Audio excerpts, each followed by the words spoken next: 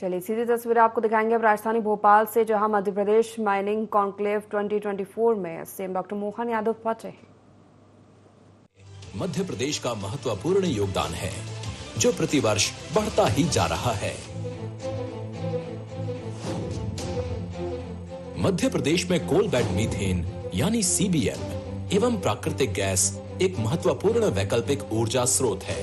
विशेषकर शहडोल और दमोह क्षेत्रों में सीबीएम का उपयोग बिजली उत्पादन, औद्योगिक ईंधन और उर्वरक निर्माण में होता है।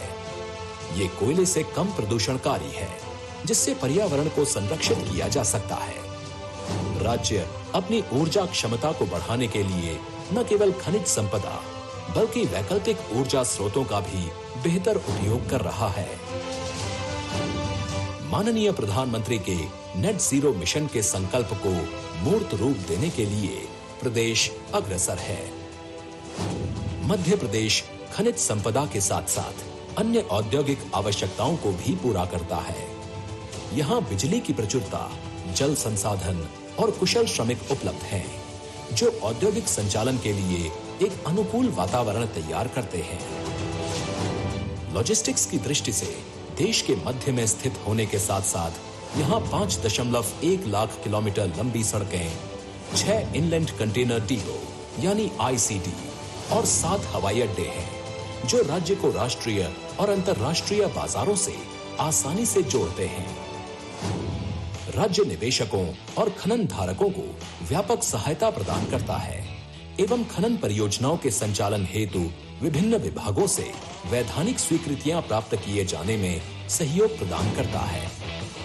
राज्य की प्रचुर संसाधन, अनुकूल नीतियों और मजबूत बुनियादी ढांचे के साथ मध्य प्रदेश खनन उद्योग में निवेश और विकास के असीमित अवसर प्रदान करता है।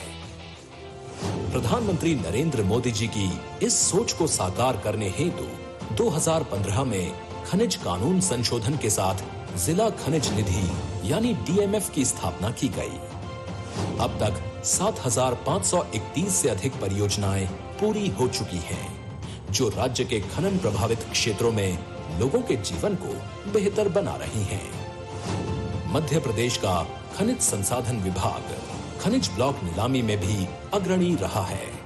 आज की दिनांक तक प्रदेश में 78 खनिज ब्लॉकों की सफलतापूर्वक नीलामी की गई है। वित्तीय वर्ष 2022-23 के लिए मध्य प्रदेश को देश में खनिज ब्लॉकों की नीलामी में प्रथम स्थान प्राप्त हुआ। राज्य को जुलाई 2022 में भारत सरकार द्वारा मुख्य और गौण खनिज नीलामी के लिए प्रथम पुरस्कार भी मिला है, जो राज्य के खनिज संसाधन प्रबंधन में उत्कृष्टता का प्रमाण है।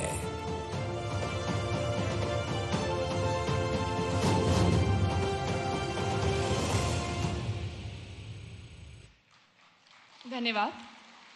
ये माननीय मुख्यमंत्री जी का ही विजन था कि मध्य प्रदेश के मिनरल सेक्टर को बढ़ावा देने के लिए इस 2 दिवसीय कार्यक्रम का आयोजन किया जाए, जिससे अधिक से अधिक लोगों को रोजगार भी प्राप्त हो सके। और मैं आप सभी को बताना चाहूँगी, इस 2 दिवसीय कार्यक्रम के प्रथम दिवस पर कल कई तकनीकी सत्रों का आयोजन किया गया था, जिसमें coal and minerals, limestone and cement, critical minerals जैसे विभिन्न विषयों पर चर्चा हुई। और आज भी environment department, forest department, critical minerals, revenue department जैसे कई विभागों के वरिष्ठ अधिकारियों ने अपने प्रेजेंटेशंस दी और साथ ही साथ यहाँ मौजूद साइंटिस्ट, जियोलॉजिस्ट, इंडस्ट्रियलिस्ट और बिजनेस सेक्टर के जुड़े सभी लोगों ने भाग लिया और कभी बहुत सारी विभिन्न मुद्दों पर चर्चाएं भी की गई। इस विषय पर अधिक जानकारी और स्वागत उद्बोधन के लिए अब मैं आमंत्रित करना चाहूंगी Shri Sanjay Kumar Shukla ji, principal secretary, mineral resource department, government of Madhya Pradesh को। कृपया जोरदार तालियों से स्वागत कीजिए श्री संजय कुमार शुक्ला जी का।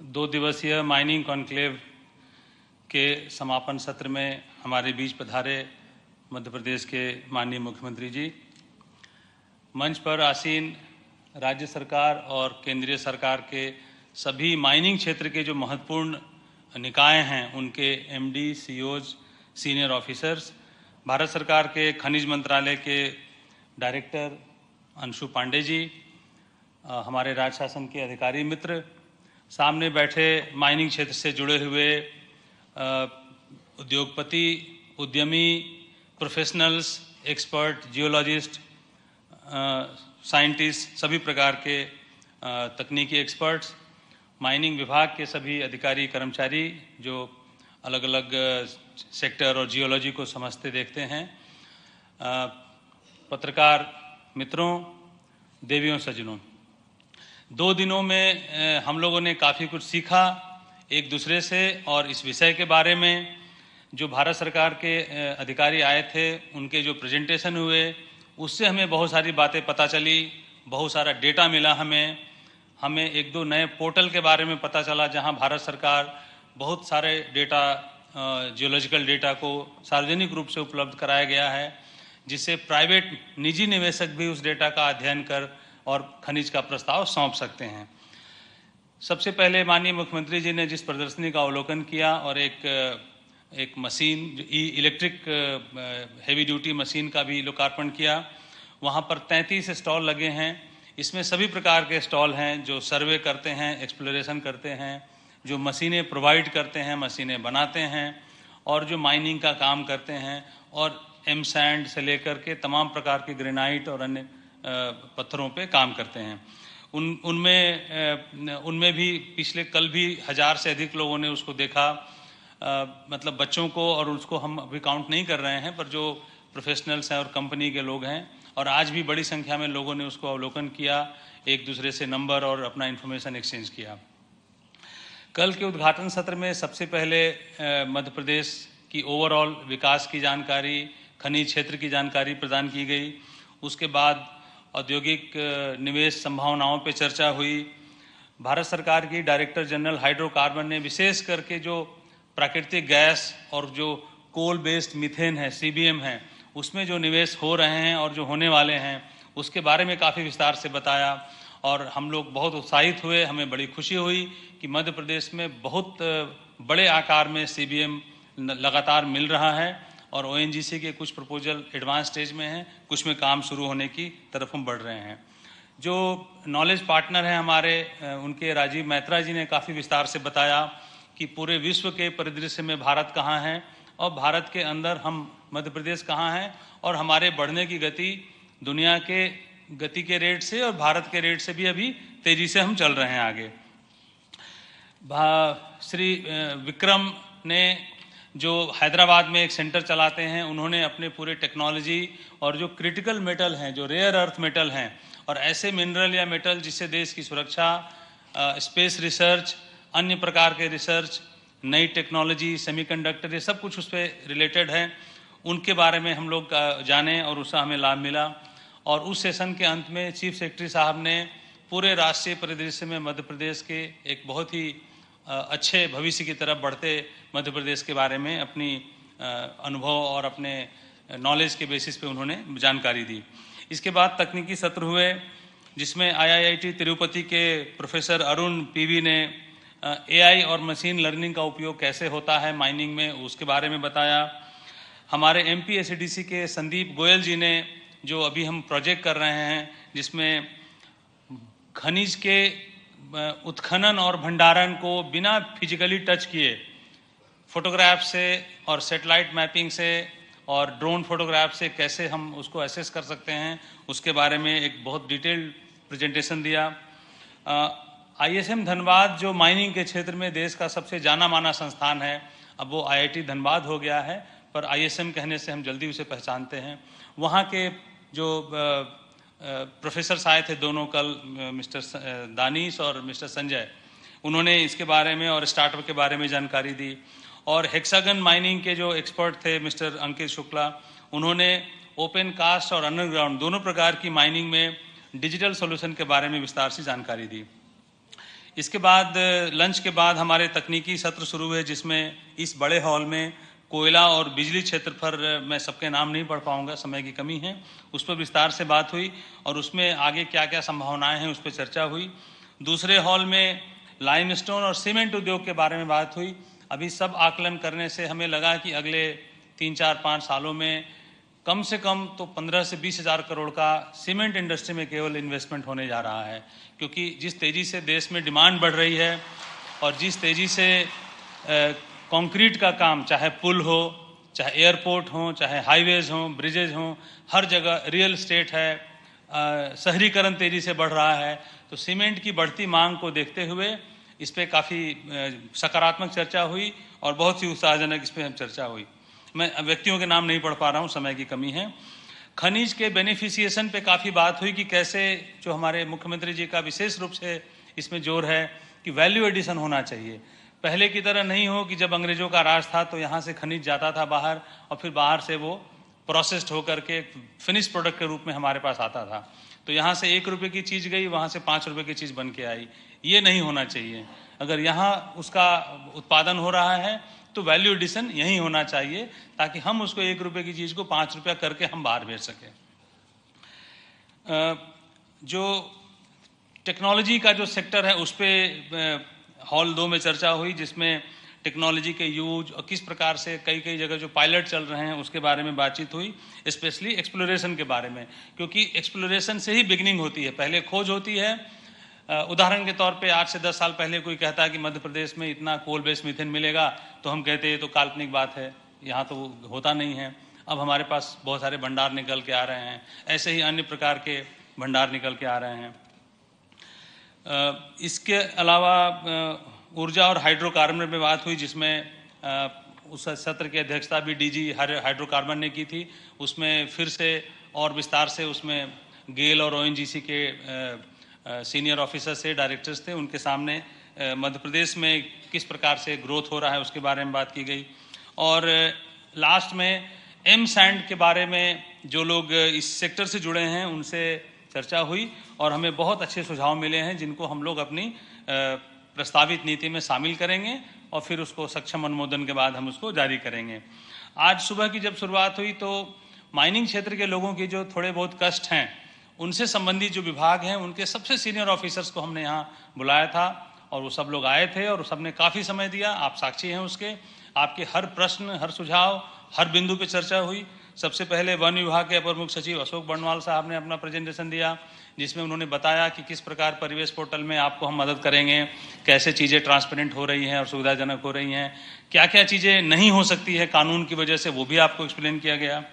फिर उसके बाद मैंने कुछ बिंदु रखे थे जिसमें सभी प्रकार के सेक्टर को टच करते हुए और कहाँ कहाँ पे नए टेंडर आ रहे हैं, किस प्रकार के भी ऑक्शन लग रहे हैं और कैसे हम माइनिंग ऑक्शन और उसके ऑपरेशन को तेज़ी से बढ़ा सकते हैं ताकि रोजगार भी बढ़े और राज्य का राजस्व भी बढ़े। फिर भारत सरकार के डायरेक्टर अंशु पांडे जी जो मंच पर बैठे हैं माननीय सीएम साहब के बगल में, उन्होंने बहुत ही अद्भुत प्रेजेंटेशन दिया कि किस प्रकार प्रधानमंत्री जी की कल्पना के अनुरूप पूरे वैश्विक स्तर पे भारत काम कर रहा है। हमने अलग से एक PSU बनाया है जो विदेशों में, क्योंकि कुछ ऐसे भी एलिमेंट हैं जो इंडिया में नहीं मिल पाए हैं अभी तक, उसके लिए हम विदेशों पे निर्भर हैं, तो कैसे हम सिक्योर कर सकें अपनी सुरक्षा को और हम वहाँ से ले सके। उस बात से लेते हुए जो पोर्टल की मैंने बात की उसकी जानकारी मिली, जो जियोलॉजिकल डेटा उपलब्ध है, सार्वजनिक डोमेन में उपलब्ध है, उससे कैसे हम फ़ायदा उठा सकते हैं उसके बारे में बात हुई। फिर मध्य प्रदेश शासन के राजस्व विभाग, क्योंकि ज़मीन का विषय इसमें जुड़ा रहता है, उसके अपर सचिव ने विस्तार से बताया और आपको जितना हम कर सकते थे सीमित समय में हमने एजुकेट किया। श्री नवनीत कोठारी ने जो MSME के सचिव हैं, MSME पॉलिसी और किस प्रकार से हम आपको मदद करते हैं उसके बारे में जानकारी दी। पर्यावरण एक बहुत बड़ा विषय है और पोल्यूशन कंट्रोल बोर्ड के तरह तरह के अनुमति, CTE, CTO, इसके बारे में जो जिज्ञासा रहती है, तो श्री गुलशन बामरा यहाँ उपस्थित थे प्रमुख सचिव, उन्होंने विस्तार से बताया, आपके प्रश्न भी लिए और आपको एक्सप्लेन किया। मुख्य सचिव महोदय ने उसको एंड किया और उसमें फिर से उन्होंने स्किल डेवलपमेंट, कौशल विकास और सक्षम मैन पावर को तैयार करना ताकि हम अपनी एफिशिएंसी को बढ़ा सकें, इस पर जोर देते हुए जो नए क्षेत्र हैं, स्टार्टअप हैं, उनके बारे में भी काफ़ी जोर दिया। लंच के बाद भी कुछ टेक्निकल सेशन हुए थे जिसमें आर्टिफिशियल इंटेलिजेंस पे श्री पीयूष राणा जी ने प्रेजेंटेशन दिया। Digitization in the mining sector पे डेलॉयट के तुषार चक्रवर्ती जी ने प्रेजेंटेशन दिया और AI powered smart enforcement system पे रेलटेल के मिस्टर रविंद्र सालुके ने iCheck गेट और उस टेक्नोलॉजी के बारे में बताया। और अंत में FIMI के हर्ष त्रिवेदी जी ने, जो federation of Indian mineral industry है, उन्होंने मध्य प्रदेश के ग्रोथ पोटेंशियल और FIMI क्या कैसे काम कर रही है और कैसे हम लोग मिलकर आगे बढ़ सकते हैं इसके बारे में बताया। मैं अपनी बात यहीं समाप्त करूंगा इस अनुरोध के साथ कि अभी 3-4 मिनट के कुछ और छोटे छोटे बिंदु हैं, उसके बाद हम लोग मुख्यमंत्री जी के विजन को सुनेंगे। धन्यवाद।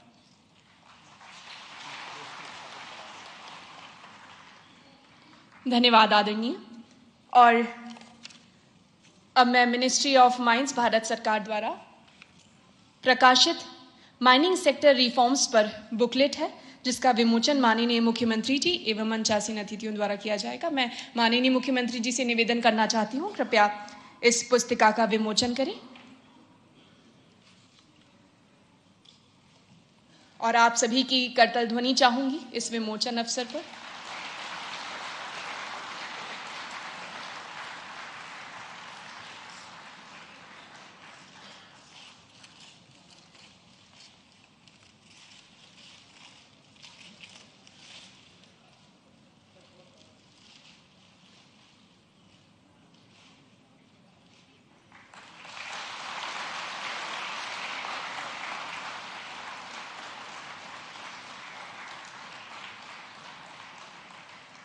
धन्यवाद।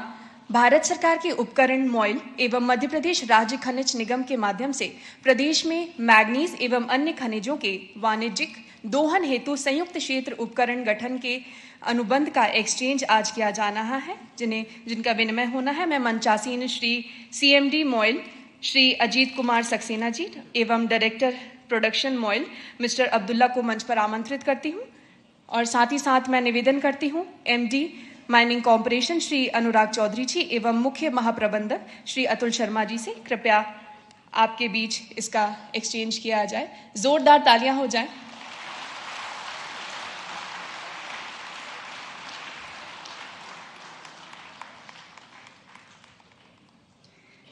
धन्यवाद।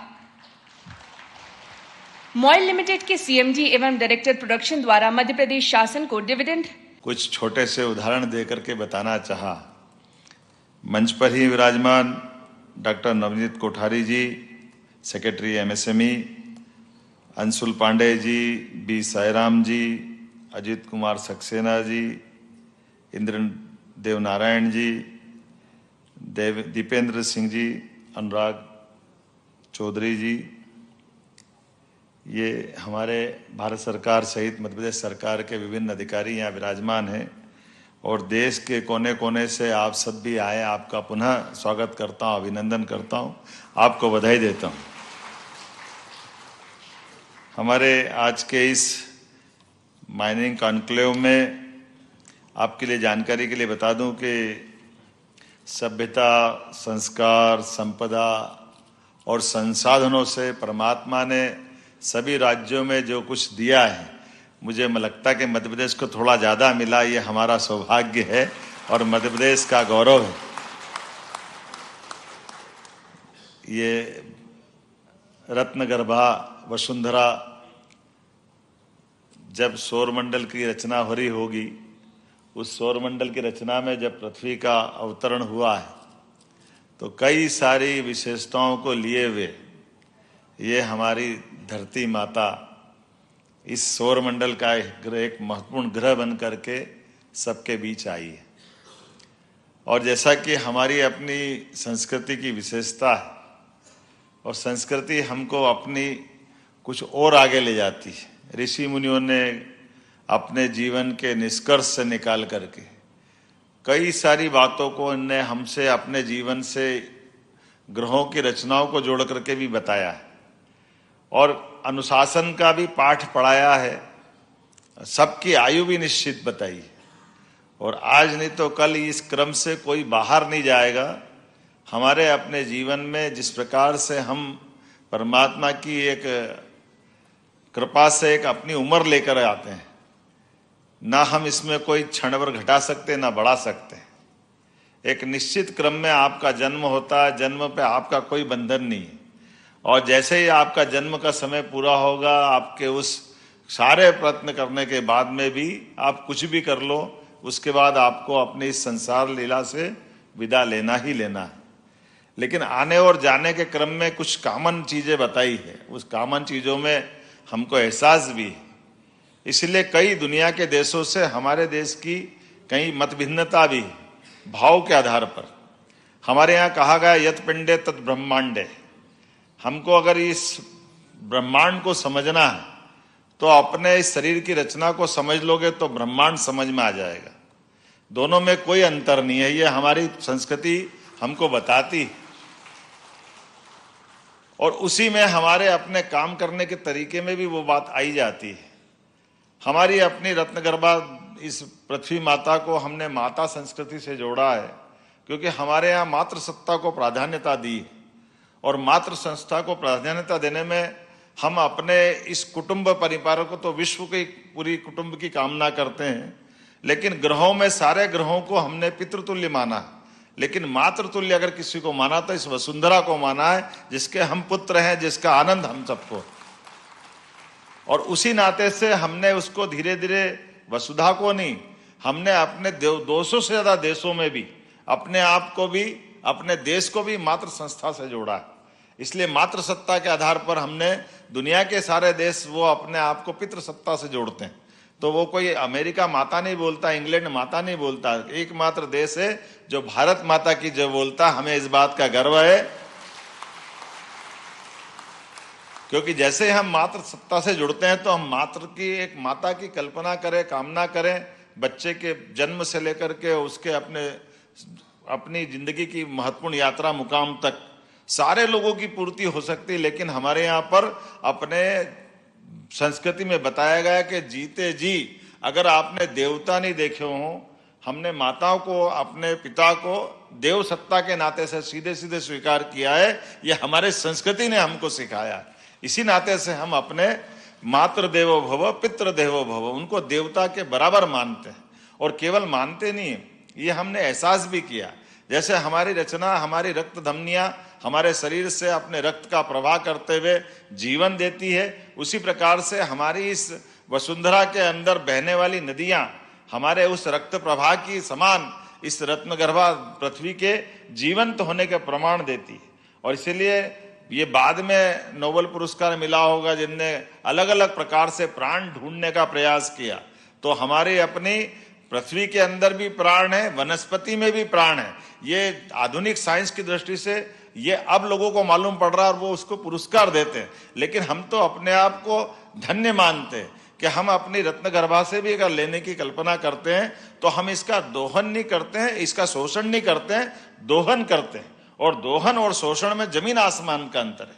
दोहन का अर्थ ही है कि हम अपने लिए पा तो जरूर रहे हैं, लेकिन पाते पाते हमारे बीच में देने वाले की कृपा भी है और हमारा उदात्त भाव हम श्रद्धा से ग्रहण कर रहे हैं। इसलिए हमारे यहाँ पर हर एक जगह पर अपने जीवन में कदम कदम पर दोहन और शोषण के प्रतिकार करते हुए, इस बीच का अंतर समझते हुए हमने इसमें शोषण के बजाय दोहन को जोड़कर देखा। और दोहन को जोड़ने में हमारे जो कुछ हमारा है वो परमात्मा की कृपा से है, ईश्वर की लीला से है। इसलिए उस पर हमारा अधिकार है, हमारे देश का भी अधिकार है। लेकिन देश को भी हमने छोटा नहीं माना, इसलिए वसुधा के माध्यम से पूरी दुनिया को अपन ने माना है। तो यहाँ जो मिला इसमें विश्व का भी अंश है, और जो विश्व के अंदर जो कुछ चाहिए या लेना देना है, इसको परस्पर हमारी अपनी उसी भाव को लें जिसको मैंने शब्दों में अलग अलग प्रकार से व्यक्त किया है। इसलिए हमारी यहाँ की संपदा को देखने में, लेने में, देने में मूल भाव का अंतर है। इसलिए मुझे इस बात की प्रसन्नता है कि अगर हमने खनिज संपदा की अगर बात कही है तो परमात्मा ने भी कृपा कैसी करी। वैसे तो देश पे कृपा करी, दुनिया के कई देश ऐसे, लेकिन वो 6 ऋतुओं के लिए तरसते हैं, 3 मौसम के लिए तरसते हैं। उनके यहाँ केवल गर्मी और बरसात के अलावा कुछ होता नहीं, लेकिन हमारे देश के अंदर सब कुछ उपलब्ध है। लेकिन ये उपलब्ध होने में सबसे बड़ा अगर योगदान है तो हमारे अपने देश का भी है और इस वसुधा का भी है, जिसकी विशेष कृपा से भारत की भौगोलिक रचना इस प्रकार से बनी। और उस रचनाओं के आधार पर देश के अंदर भी देखो तो लंबा हो जाएगा विषय। मुझे भी आपसे विनम्रता से क्षमा भी मांगना है कि मेरे पास कल से आज तक का समय था, लेकिन मैं कल उपस्थित नहीं हो पाया। मैं आज ही समय मिला, क्योंकि मैं कल से एक हमारे यशस्वी प्रधानमंत्री के नेतृत्व में कुछ अलग ही चमत्कार होते रहते हैं। जो हमने 4 जून को रिजल्ट पाया था भारत सरकार के विजय का, वो हरियाणा ने और परचम लहराया, उसका आनंद हमारे सबके सामने था। जब हरियाणा की प्रचंड जीत के बाद कल शपथ विधि के समय और विधायक दल के चयन में मुझे उपस्थित रहना था माननीय अमित जी के साथ, और उसका एहसास हम सबको है कि बदलते दौर में हमारे लिए ये स्वामी विवेकानंद ने जो 100 साल पहले कहा था कि 21 शताब्दी भारत की होगी, उसके लक्षण भी दिखाई दे रहे हैं। दुर्भाग्य से कुछ बातों को मैं दोहराना नहीं चाहूंगा, अन्यथा आपको सबको ध्यान में आएगा। 2014 के पहले हम अपने देश के बारे में, देश की संपदा के बारे में, देश की आर्थिक स्थिति के बारे में कहां हम कल्पना करते थे कि भारत नीचे से 5वें हिस्सों में आ रहा है, और कहां पलट के देखो तो 10 साल के अंदर भारत ऊपर से 5वें स्तर में आ रहा है। यह है मोदी जी का भारत और मोदी जी का विजन। कदम कदम पर हर साल होने वाले मंत्रिमंडल के, भारत सरकार के एक ऐसे प्रधानमंत्री मनमोहन सिंह थे जिनका अपना शैक्षणिक, उनकी अपनी उन्नति, बाकी चीजों का अनुभव कितने प्रकार का उनका सब प्रकार की चीजों में था। गवर्नर रहे, वित्त मंत्री रहे, प्रधानमंत्री 2-2 बार रहे, सबको लेके चलने वाले, बड़े विनम्र। लेकिन मंत्रिमंडल के अंदर कभी कोयला घोटाला हो रहा, कभी स्पेक्ट्रम घोटाला हो रहा, मंत्रिमंडल के ऊपर भी जिनका नियंत्रण नहीं, ऐसे मौन रहने से क्या फायदा। आज करके देखे, ये है भारत सरकार और ये नरेंद्र मोदी का शासन करने का तरीका। भारत की प्रगति को आगे बढ़ाने में तो कितने प्रकार से कीर्तिमान बना रहे हैं, लेकिन पारदर्शिता में भी उतना ही ध्यान रख रहे हैं, शुचिता में भी उतना ही ध्यान रख रहे हैं, देश को आगे बढ़ाने में भी उतना ही ध्यान दे रहे हैं। ये हमारी एक एक नीतियों को लेकर के, मैं अभी हाल ये बैठे बैठे जब बैठा आया था तो मेरा एक ध्यान गया, शायद आप लोगों का भी ध्यान गया होगा। ये यहां से वहां तक जितने अधिकारी बैठे हैं, सबके यहाँ पे सफेद फूल रखे, मेरे पास पीले फूल रखे, और हमारे पीएस के पास पीले भी रखे और लाल भी रख दिए। मैं इसका कारण ढूंढ रहा था कि ये कारण क्या हो सकता है, तो मुझे पुरानी फिल्म का गाना याद आ गया, पानी रे पानी तेरा रंग कैसा, जिसमें मिला उसके तो सरकार तो हमेशा रहेगी, ये उसका प्रतीक है। सरकार चलाने वाला कैसा है, ये उसका भी प्रतीक है। मुझे इस बात की प्रसन्नता है कि यशस्वी प्रधानमंत्री के नेतृत्व में मैकेनिज्म तो वो का वही, अधिकारी भी वही है, लेकिन अधिकारी को छूट दे कि अगर पारदर्शिता की नीति बनाना है, अगर खदान की नीलामी बनाना है, नीलामी की कोई पॉलिसी बनाना है, तो मुझे इस बात का गर्व है, इतनी साफ सुथरी पॉलिसी बने कि 10 साल के बाद 11वां साल चालू हो गया, एक भी कोई घोटाला कुछ लफड़ा झंझटबाजी अपने भारत सरकार के माध्यम से नहीं आया।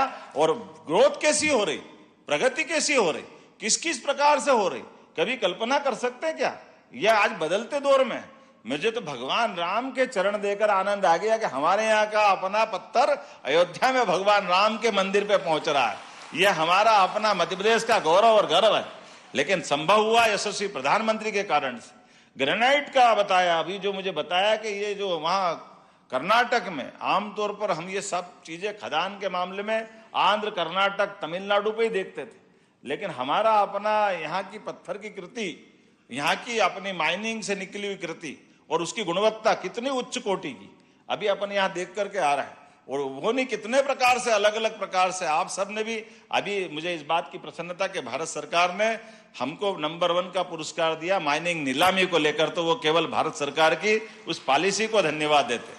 अन्यथा ईमानदारी से कहो, मैं तो माइनिंग मिनिस्टर था, मैंने कहा ये झंझट है, मेरे पास एक मंत्रालय खाली रखा है, तो हमने सारे मंत्रालय में काम करता था, मुझे लगता कि ये जरा माइनिंग बड़ा संकट वाला विभाग है, इस पे साइन करो तो सोच समझ के करना पड़ता है। लेकिन मुझे इस बात की प्रसन्नता है, माननीय प्रधानमंत्री के नेतृत्व में साफ सुथरी पॉलिसियों के आधार पर सारे देश के सभी सरकारें, राज्य सरकारें अपनी गति से आगे बढ़ रही, जिसमें राफेल की गति भी कम पड़ रही, इतनी तेजी से हम चल रहे हैं। मुझे इस बात की प्रसन्नता है आज आप जिस प्रकार से बड़ी संख्या में यहाँ आप उपस्थित हुए, और कितने प्रकार से मैं इसका अगर कोई हिसाब लगाऊं तो ध्यान में आता है। हमारे यहाँ तो अब हर महीने इन्वेस्टर सबमिट कर रहे हैं।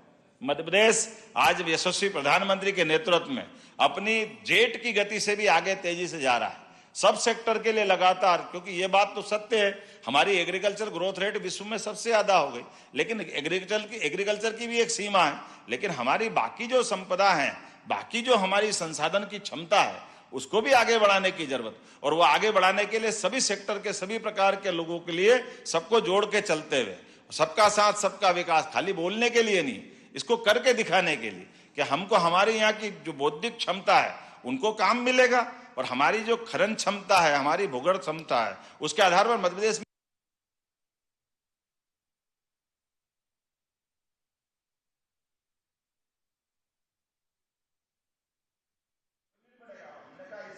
आपने सही कहा कि हमारा उत्पाद भी यही बने, केवल खदान से हम सामान भेजे, कच्चा माल भेजे, ये अंग्रेजों की पद्धति है, ये बात सत्य है। हमारे यहाँ अपना अगर लाइम स्टोन निकला तो सीमेंट का उत्पाद यही बनना चाहिए। अगर हमारा तांबा का अयस्क जा रहा तो उसके संबंध में उत्पाद यही होना चाहिए। और ये बात सही कि व्यापारी व्यापार करने कब आते हैं, उद्योग धंधे लगते कब, जब सरकार का साथ चाहिए, सरकार का भाव चाहिए, सरकार का आसरा और साथ चाहिए। मैं आप सबको आश्वस्त करना चाहूंगा, निश्चित रूप से आप सब मिलकर के आगे 50 सरकार आपके लिए आमंत्रित करेगी और वो सब देने को तैयार है जो बाकी राज्यों में मिल रहा है। और कई मामलों में तो बाकी राज्यों से बढ़कर के भी जो हमारे अधिकारी जो चाह रहे हैं, हम तो उससे भी आगे बढ़कर आपको मदद करने के लिए तैयार रहेंगे, क्योंकि इसी बात की जरूरत। अब आप छोटी छोटी बातें देखो, मैंने देखा कि वो हमारे एमसेट वाले काफी अच्छे अलग अलग प्रकार की खुशियां आएंगी। अब ये वास्तव में अगर ये नहीं होता तो होता क्या है, हमारी जीवित नदियां जो माता के रूप में नर्मदा जी से लगाकर सोन नदी तक, ये तो नदियों का मायका है मध्य प्रदेश। कौन सी नदी है जो यहाँ? आप सबको आश्वस्त करना चाहूंगा, निश्चित रूप से आप सब मिलकर के हमारे सरकार के साथ खड़े होंगे तो आपको कहीं और फैक्ट्री लगाने की जरूरत नहीं। मध्य प्रदेश सरकार आपको यहां आमंत्रित कर रही है और वो सब देने को तैयार है जो बाकी राज्यों में मिल रहा है। और कई मामलों में तो बाकी राज्यों से बढ़कर के भी जो हमारे अधिकारी जो चाह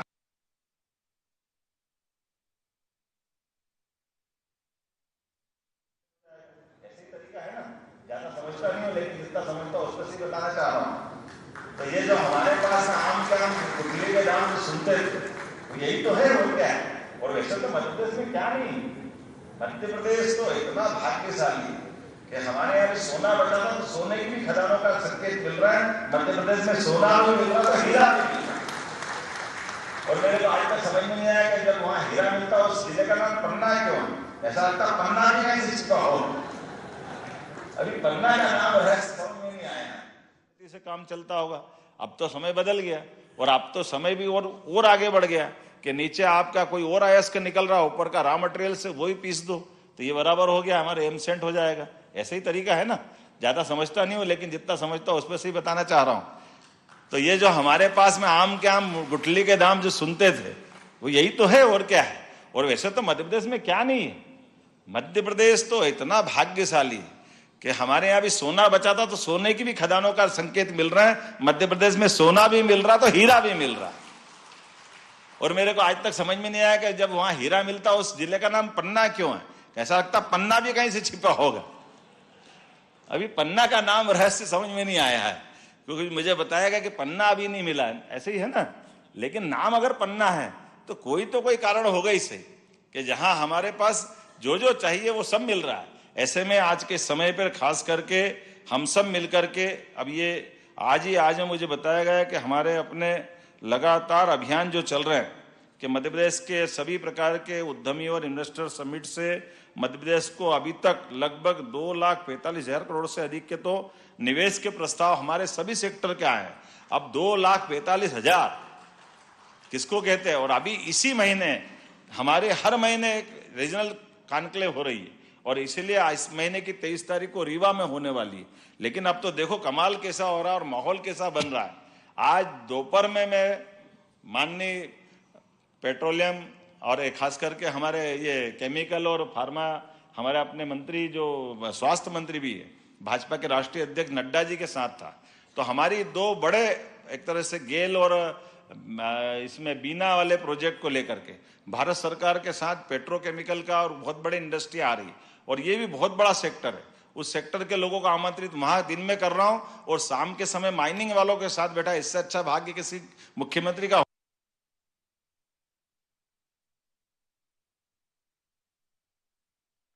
सीमाओं को बनाए रखते हुए सबका विश्वास बनाए रखें और जब ये सब करेंगे तो सबका प्रयास होगा तो निश्चित रूप से हम सफल होंगे।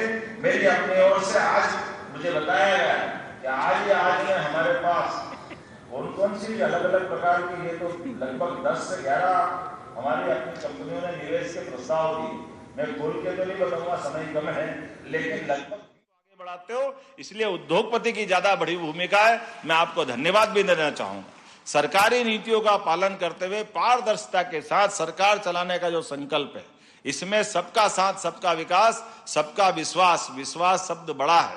हम और आप मिलकर के जो हमारी व्यवस्थाओं की सीमा है उन सीमाओं को बनाए रखते हुए सबका विश्वास बनाए रखे। और जब ये सब करेंगे तो सबका प्रयास होगा तो निश्चित रूप से हम सफल होंगे। मेरी अपनी ओर से आज मुझे बताया गया कि आज में हमारे पास कौन कौन सी अलग अलग प्रकार की, ये तो लगभग 10 से 11 हमारी अपनी कंपनियों ने निवेश के प्रस्ताव दिए। मैं खोल के तो नहीं बताऊंगा, समय कम है, लेकिन लगभग 20,000 करोड़ के अपने प्रस्ताव आज ही मिले। मैं बधाई देना चाहूंगा। हमारी ये 2 दिन की कॉन्क्लेव ये सफल हुई है।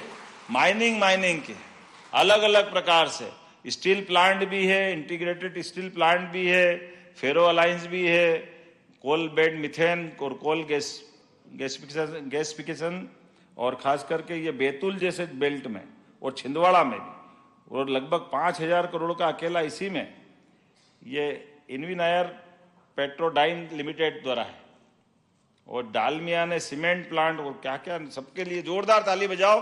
20,000 करोड़ के जब आप साफ मन से, शुद्ध अंतर्मन से और अपनी भावनाओं से अगर परमात्मा से आशीर्वाद मांगते हो तो इसी प्रकार से सब क्षेत्रों में परमात्मा आशीर्वाद देता है। मैं आज के इस अवसर पर आप सबका पुनः वंदन करता हूं, अभिनंदन करता हूं और बधाई देता हूं और उम्मीद करता हूं कि ये क्रम आखिरी नहीं है। लगातार आप मध्य प्रदेश से ये प्रेम बनाए रखेंगे। आप सबका पुनः वंदन, अभिनंदन, बहुत बहुत धन्यवाद। बहुत बहुत धन्यवाद माननीय मुख्यमंत्री जी। आपने इतनी बारीक चीजों को भी देखा, समझा और हम सभी के सामने उसको बताया। अब मैं निवेदन करना चाहूंगी धन्यवाद उद्बोधन के लिए श्री अनुराग चौधरी जी, managing director Madhya Pradesh state mining corporation.